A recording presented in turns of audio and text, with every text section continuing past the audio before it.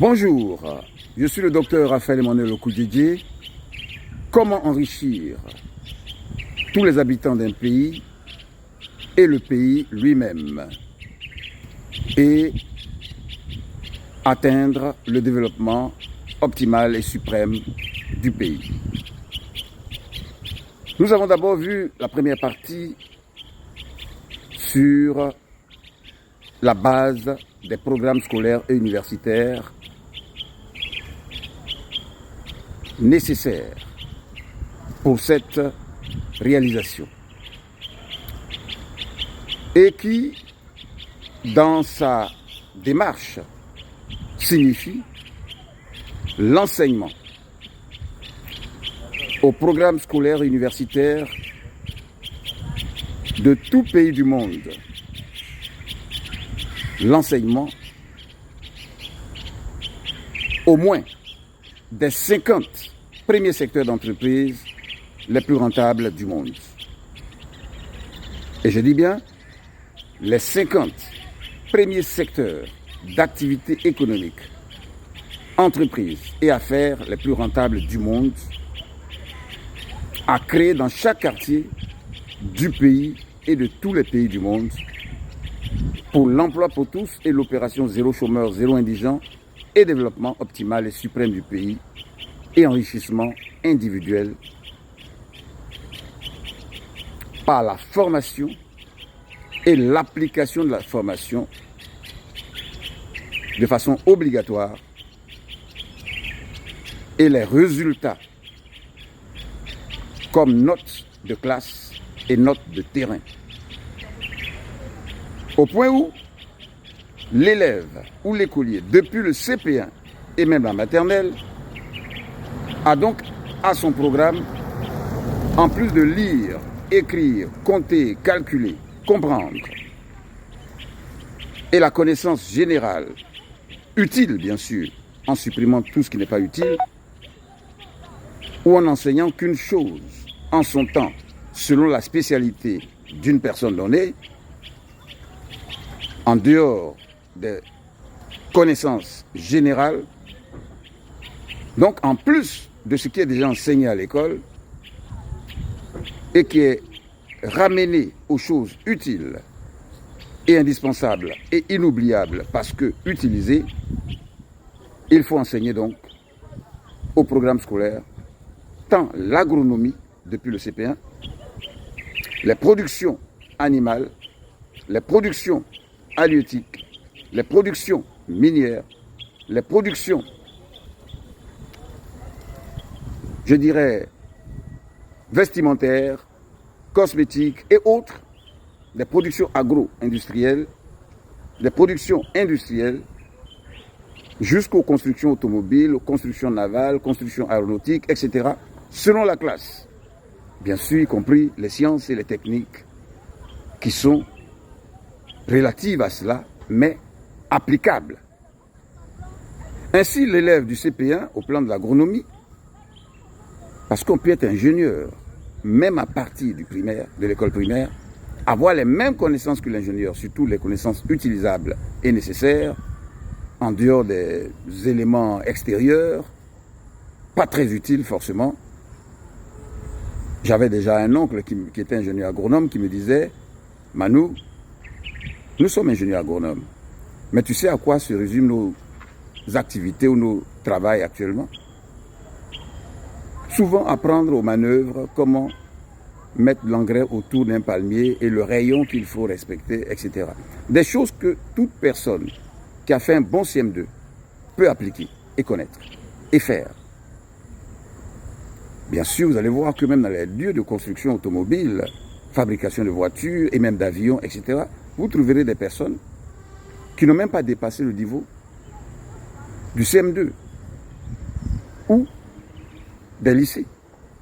Parce que savoir une chose utile ne demande pas forcément d'abord avoir un certain âge. Encore que lorsque vous apprenez une chose, ne serait-ce que 2 ans par exemple, pour être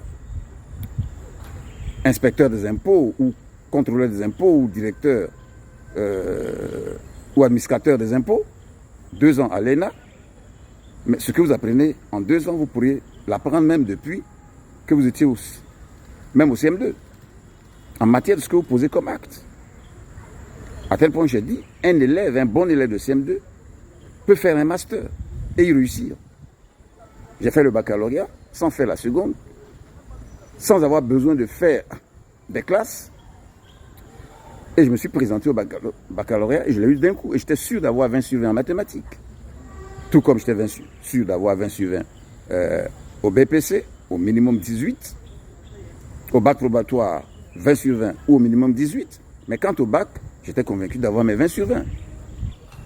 Et vous savez bien que lorsqu'on a déjà eu un doctorat, on s'inscrit directement en master. Souvent même en master 2. C'est-à-dire on ne fait pas première année, deuxième année, troisième année, même quatrième année. Et pourtant on réussit au master 2. Ça veut dire que tout ce qu'on a appris avant n'a pas d'importance, n'a pas d'intérêt. Et c'est cette remarque que j'ai eue quand j'ai vu que de la 6e en 3e, on apprenait des choses qu'on oublie.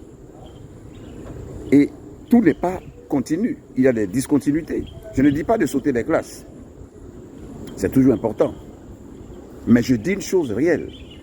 Quand un homme fait l'art plastique, l'autre fait musique, l'autre fait anglais, l'autre fait maths, et les quatre, parce qu'ils ont la maîtrise en art plastique, en musique et autres, se présentent à un concours de l'ENA. Et puis ils réussissent à un concours. Et chacun devient préfet, sous-préfet, ou administrateur, ou diplomate, ou même autre chose. Cela montre bien que ce que chacun a appris avant ça ne servait à rien. Et ça ne veut pas dire que ça augmente forcément l'intelligence, pas du tout. On peut être très instruit sans être intelligent. On peut avoir beaucoup de diplômes sans du tout être intelligent. Et on peut ne pas avoir de diplôme et être très intelligent. Et déjà, cela se remarque lorsque dans une église ou dans un lieu de prédication d'une religion quelconque, celui qui a le doctorat ou l'agrégation est assis en même temps que celui qui a le CP ou qui n'a même pas le CP ou qui n'est pas allé à l'école. Et tous comprennent la même chose. Et souvent, le plus brillant dans la conduite, dans une église, en matière d'obéissance ou d'application, n'est pas forcément celui qui est le plus diplômé. Ça veut dire que tout homme a un cerveau capable d'apprendre tout ce qui existe en tant que tel. Un homme peut faire une maîtrise d'économie sans avoir eu besoin de faire la première année. Bien sûr, ce n'est pas permis, mais je le dis en matière cognitive.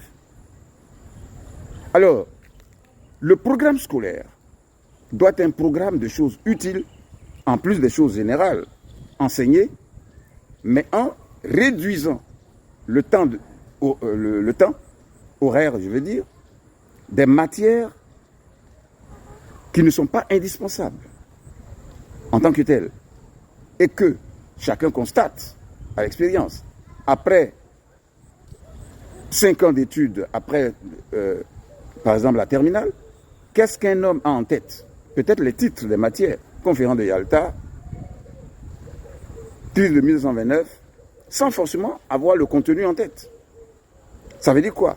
Ça veut dire qu'il n'a pas eu besoin, il n'a pas utilisé cela, ce n'était pas utile. Donc, tu peux faire de la 6e en terminale et tu te rends compte que tu n'as rien gardé en tête. Tu as juste fait des classes pour avoir des moyennes et passer en classe supérieure. Et si on te demande, qu'est-ce que tu as encore en tête par rapport au cours de sciences naturelles ou d'histoire géo de la classe de 6e ou d'une classe que tu as quittée depuis 5 ans ou 10 ans ou 20 ans? Rien du tout. Et pourtant, si on enseignait qu'un hectare d'arachide donne 6 millions de francs en 4 mois,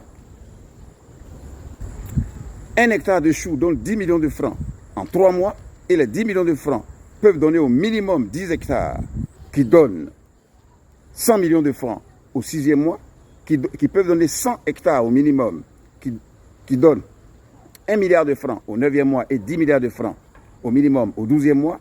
Personne ne peut oublier cela, y compris le fait qu'une vendeuse de repas devant un collège affirme gagner 120 000 francs par jour et un vendeur de poulet braisé affirme gagner 1 200 000 francs par jour en raison de 300 poulets vendus à 4 000 francs le poulet. Écrivez-moi au 00225 07 78 78 41 30. Docteur Raphaël Manel Okou Djedje, et nous verrons